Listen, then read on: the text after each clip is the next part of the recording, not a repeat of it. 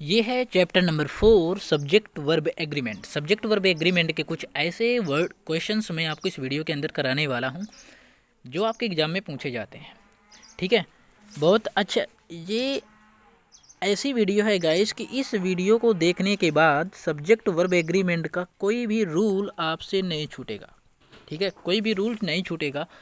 रही बात ये कि सब्जेक्ट वर्ब एग्रीमेंट से जितने टाइप के क्वेश्चंस बन सकते हैं एग्जाम में, उतने तरह के क्वेश्चंस मैं आपको इस वीडियो के अंदर करा दूंगा। ठीक है, वो भी शार्ट तरीके से। अर्थात पहले बात कर लेते हैं कि सब्जेक्ट वर्ब एग्रीमेंट है क्या। सब्जेक्ट वर्ब एग्रीमेंट कहते किसे हैं? देखो, ये सब्जेक्ट है, ये वर्ब है, और एग्रीमेंट किसी चीज़ का एग्रीमेंट करवाना या किसी चीज़ का एग्रीमेंट लेना। तो जो सब्जेक्ट वर्ब एग्रीमेंट है ना, ये 3 वर्ड से मिलकर बना है। ठीक है, सब्जेक्ट प्लस वर्ब और एक एग्रीमेंट, ये 3 वर्ड से मिलकर बना है। तो पहले बात देखो, सब्जेक्ट वर्ब, तो जिस तरह का सब्जेक्ट है, समझिएगा, सब्जेक्ट वर्ब एग्रीमेंट का मतलब क्या हुआ कि सब्जेक्ट वर्ब एग्रीमेंट जिस तरह का सब्जेक्ट है, जिस तरह का मतलब कि यदि सब्जेक्ट हमारा सिंगुलर है तो वर्ब सिंगुलर आएगी, और सब्जेक्ट यदि प्लूरल है तो वर्ब कैसी आएगी? प्लूरल। इसका मतलब ये होता है। तो मैंने सिंपल लैंग्वेज में आपको बताने की कोशिश करी कि सब्जेक्ट वर्ब एग्रीमेंट का मतलब है कि सब्जेक्ट के अकॉर्डिंग ही वर्ब आएगी। कैसे आएगी तो मैं आपको बताऊं। देखो, यहाँ पर लिखा है दे। दे सब्जेक्ट कैसा है? सब्जेक्ट प्लूरल है। जब सब्जेक्ट प्लूरल है तो वर्ब कैसी है? प्लूरल। अब गाइस समझना कि ये जो गो लिखा है ना, ये वर्ब है, प्लूरल वर्ब है। ये गो वर्ब तो है लेकिन प्लूरल वर्ब है। अब ये बात समझ में नहीं आई अभी यार? कुछ नहीं, ये आपको पता है ना कि दे सब्जेक्ट कैसा है? प्लूरल है। तो जब सब्जेक्ट प्लूरल है तो वर्ब कैसी है? प्लूरल है। गाइस वर्ब में एस या ई एस लगाने से, याद रखना, वर्ब में एस या ई एस लगाने से सिंगुलर वर्ब बनती है। यदि मैं यहाँ पर गोज कर दूंगा, जो कि बिल्कुल गलत हो जाएगा, तो गोज सिंगुलर वर्ब है, ना कि प्लूरल। तो जब सब्जेक्ट प्लूरल है तो वर्ब कैसी है? प्लूरल है, जो कि बिल्कुल सही है। यहाँ पर ही सब्जेक्ट कैसा है? सिंगुलर है। तो जब सब्जेक्ट सिंगुलर है तो वर्ब कैसी है? सिंगुलर है। आई थिंक ये बात आपको समझ में आ गई होगी। अर्थात यहाँ पर लिखा है, अर्थात गो एक फाइनाइट वर्ब है जो प्लूरल सब्जेक्ट दे के साथ प्लूरल के रूप में है, किंतु सिंगुलर सब्जेक्ट ही के साथ सिंगुलर के रूप में है। ठीक है, ध्यान रखें कि पूरा सब्जेक्ट वर्ब एग्रीमेंट 2 ही नियमों पर आधारित है। ये नियम है, मैंने आपको बता दिया। सब्जेक्ट वर्ब एग्रीमेंट का मतलब ही होता है कि सब्जेक्ट के अकॉर्डिंग वर्ब आएगी। ठीक है, समझिएगा। यहाँ पर सब्जेक्ट सिंगुलर तो वर्ब सिंगुलर। जैसे सी कैसा सब्जेक्ट है? सिंगुलर सब्जेक्ट है। वर्ब कैसी है? सिंगुलर है। Very good. रीड है, रीड वर्ब है। अब मैंने आपको बताया वर्ब में एस या ई एस का यूज करते हैं तो सिंगुलर वर्ब बनती है। सी सिंगुलर है तो वर्ब कैसी है? सिंगुलर है। ओके, आ गई बात समझ में? Ram Yeats a mango, Ram singular है, वर्ब कैसी है? सिंगुलर है। अपवाद क्या है? आई के साथ एम, वाज के अलावे सभी क्रियाएं प्लूरल तथा यू के साथ सभी क्रियाएं प्लूरल। आई के साथ में वाज का भी यूज करते हैं। ठीक है, यू तो प्लूरल वैसे भी है। सब्जेक्ट प्लूरल है तो वर्ब प्लूरल है। They are playing in the field, we are walking in the field. Note, यहाँ पर ध्यान रखें कि सब्जेक्ट वर्ब एग्रीमेंट संबंध प्रॉब्लम्स सिर्फ is, are, am, was, were, do, does, have, has सहायक क्रियाओं में होते हैं या फिर सिंपल प्रेजेंट टेंस मुख्य क्रियाओं में। प्रश्न में आपको इज के बदले आर या एम, डू के बदले डज, हैव के बदले हैज आदि का प्रयोग कर प्रॉब्लम से दिए जाते हैं। My friend were not present there नोइरर। तो गाइस जहाँ पर लिखा है मेरा मित्र, अब जब मेरा मित्र है तो सिंगुलर है। जब सिंगुलर है तो वर्ब कैसी होनी चाहिए? सिंगुलर। यहाँ पर वेयर के स्थान पर वाज का प्रयोग करेंगे। ठीक है, अगला देखते हैं। यदि वाक्य का सब्जेक्ट एक सिंगुलर नाउन हो तो वर्ब सिंगुलर होगी। मोहन इज ऑलवेज लेट, बिल्कुल सही है। मोहन क्या है? सब्जेक्ट। कैसा सब्जेक्ट है? सिंगुलर है। तो मोहन इज क्या है? वर्ब है। तो Mohan is always late, a book has been bot.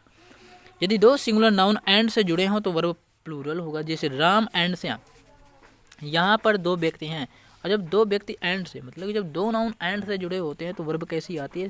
Plural. A book and a pen, यहाँ पर एक किताब है और एक पेन है। यहाँ पर दो नाउन हैं, जब दो नाउन एंड से जुड़े होते हैं तो वर्ब यहाँ पर प्लूरल होती है, जो कि बिल्कुल सही है। यहाँ पर लिखा है यदि दो सिंगुलर नाउन एंड से जुड़े हों किंतु उनके पहले ईच या एवरी का प्रयोग हो तो वर्ब सिंगुलर होता है, जो कि बिल्कुल सही है। Each boy and each girl is invited. अब देखो यहाँ पर देखा जाए तो दो लोग हैं, बॉय और गर्ल, लेकिन गाइस जब दो नाउन एंड से जुड़े हों उन दोनों नाउन्स के पहले ईच या एवरी का प्रयोग किया जाए तो वर्ब सिंगुलर आती है। ठीक है, देखो यहाँ पर सिंगुलर वर्ब आई है, इज इनवाइटेड। एक बात फिर गौर से सुनना ये मेरी बात, कि जब दो नाउन एंड से जुड़े हों और उन दोनों नाउन के पहले ईच या एवरी का प्रयोग किया जाए तो वर्ब सिंगुलर आ जाती है। क्यों सिंगुलर आ जाती है? क्योंकि उसका ये मतलब है कि एक ही व्यक्ति हैं वो। ठीक है, ये रूल मैं अभी आपको आगे कराऊंगा। Each boy and girl is invited, देखो ये भी सिंगुलर है। अब देखो ये मत समझना कि इनमें इन दोनों नाउन में एक के पहले आर्टिकल आया है, एक के पहले ईच आया है, ये बिल्कुल कहना गलत है। ठीक है, कि सर इन दोनों नाउन में एक के पहले ईच आया और एक के पहले ईच नहीं आया है। ठीक है, तो वर्ब क्या प्लूरल आएगी क्या? नहीं। यदि दो सिंगुलर नाउन्स एंड से जुड़कर एक ही व्यक्ति वस्तु या भाव का बोध कराएं तो वर्ब सिंगुलर होता है। ब्रेड एंड बटर, ये ब्रेड एंड बटर क्या, ये एक वर्ब है, वो भी जैसे फ्रेज है, ब्रेड एंड बटर, ब्रेड के साथ में बटर, तो एक है ना, जब एक है तो वर्ब सिंगुलर है ना, इज माई फेवरेट फूड। ठीक है, कुछ ऐसे नाउन्स का युग्म निम्नलिखित है, जैसे bread and butter, rice and curry, horse and carriage, heaven and sickle, crown and glory. ठीक है, किंतु ऐसे दो नाउन्स से यदि दो विभिन्न चीज़ों का बोध हो तो वर्ब प्लूरल होता है, जैसे crown and glory exist together. यदि दो नाउन या प्रोनाउंस एज वेल, ये बहुत इंपॉर्टेंट रूल है guys, rule number 5 most important rule है। यदि दो नाउन्स या pronouns as well as, in addition to, besides, like, unlike, with, along with, together with, accompanied by preposition आती है। मैं आपको यहाँ पर कुछ ऐसे, आपको ये सारे वर्ड्स नहीं याद करने, लेकिन इसमें कुछ वर्ड्स याद करने। ऐसे कौन से वर्ड्स हैं मैं आपको बताऊं, जैसे एज वेल एज याद कर लो, in addition to, together with, along with, ठीक है, अकम्पनाइड बाई। बस 4 वर्ड मैंने आपको बताए, 4 वर्ड आप कंप्लीट कर लो। 4 वर्ड से ज़्यादा एग्जाम में क्वेश्चन बनता ही नहीं है। ठीक है, और यदि ये वर्ड आपको किसी भी सेंटेंस में मिल रहे हैं तो इनके पहले आपको देखना है कि सब्जेक्ट कैसा, इनके पहले आने वाले सब्जेक्ट के अकॉर्डिंग वर्ब का यूज करते हैं।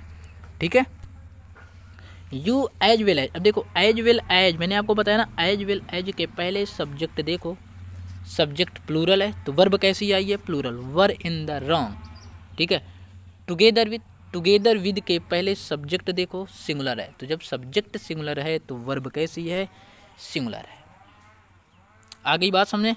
बहुत बढ़िया, यहाँ तक ये बात समझ में आई है यार। वीडियो कैसी लग रही है कमेंट सेक्शन में बता सकते हो, लेकिन पहले मैं बता दूं यदि यहाँ तक आ गए तो यार एक लाइक तो बनता है।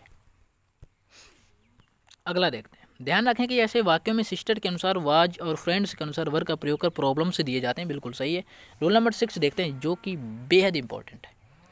यदि दो subject not only but also neither nor either आ, इसका मतलब गाइस ये है कि नॉट ओनली का पेयर बट आल्सो से बनता है, नाइदर का पेयर नॉट से बनता है, आइदर का पेयर आर से बनता है, से जुड़े हो तो वर्ब अपने नज़दीक वाले सब्जेक्ट के अनुसार यूज करते हैं। कहने का तात्पर्य गाइस ये है कि इनके बाद में आप देख लो सब्जेक्ट कैसा है।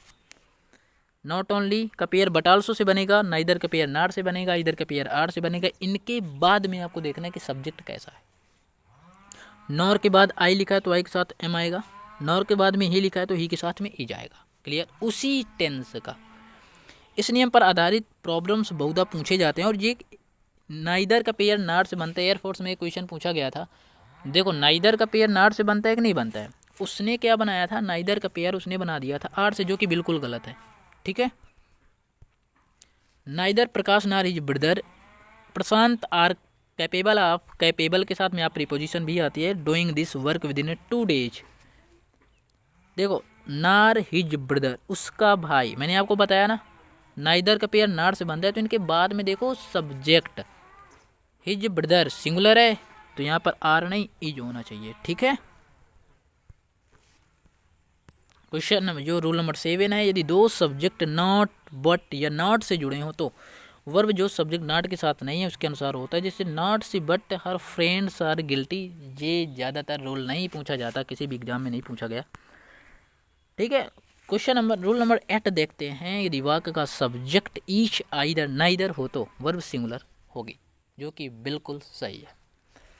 समझिएगा, यदि वाक्य का सब्जेक्ट ईच आइदर नाइदर है तो वर्ब जो आएगी ना वो सिंगुलर वर्ब आएगी। I invited two boys but neither has come. Each of, either of, neither of, every one of, one of के बाद नाउन या प्रोनाउन प्लूरल होते हैं तो किंतु वर्ब सिंगुलर। चलो,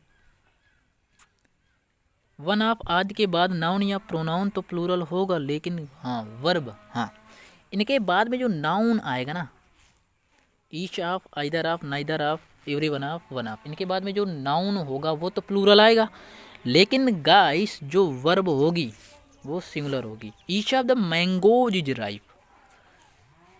देखो, ईच ऑफ के बाद में नाउन या प्रोनाउन प्लूरल आता है लेकिन वर्ब सिंगुलर आते हैं, जो कि बिल्कुल सही है यहाँ तक गाइस। ठीक है, one of them has played well.